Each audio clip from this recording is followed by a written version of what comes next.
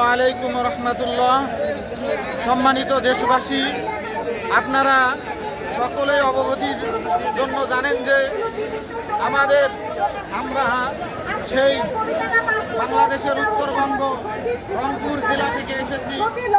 সেখান থেকে এই বৈষম্যের কুলটন শুরু হয়েছিল আমাদের রংপুর জেলার বীরগঞ্জ থানা থেকে। শহীদ আবু সাঈদের হাত ধরে বৈষম্য দূরীকরণের কাজ শুরু হয়েছে। আমরা সেই শহীদ আবু সাঈদের বাড়ি থেকে আমরা এখানে এসেছি। আমরা আমাদের চত্রাহাট দাখিল মাদ্রাসা থেকে মহিলারা বাদ দিয়ে এবং প্রতিষ্ঠান খোলা রাখার জন্য 2-4 জনকে বাদ দিয়ে আমরা প্রতিষ্ঠানের সকলেই আমরা এখানে অংশগ্রহণ করেছি শুধুমাত্র শিক্ষকদের দাবি আদায়ের জন্য।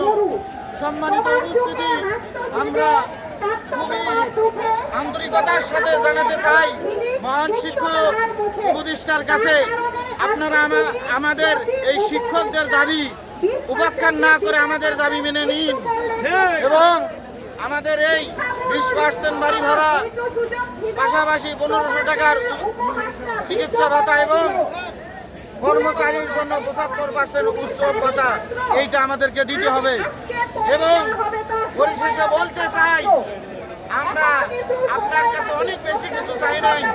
বৈষম্য দেখেন, আমাদের সরকারিদেরকে 45% চাই, আমরা তার অর্ধেকও 22%ও চাইনি, 22.5%ও চাইনি, আমরা পেয়েছি মাত্র 20%।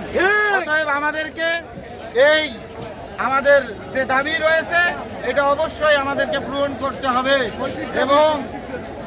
এবং বৈষম্য আমাদের সারা বাংলাদেশ থেকে তুলে দিতে হবে।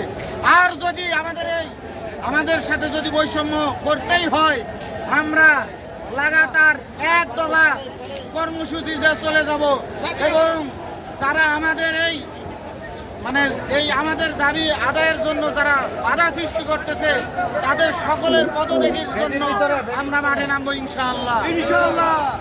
আর বেশি কিছু না বাড়িয়ে আমি আমার কথা সংক্ষিপ্ত কথা এখানেই শেষ করছি। আসসালাম।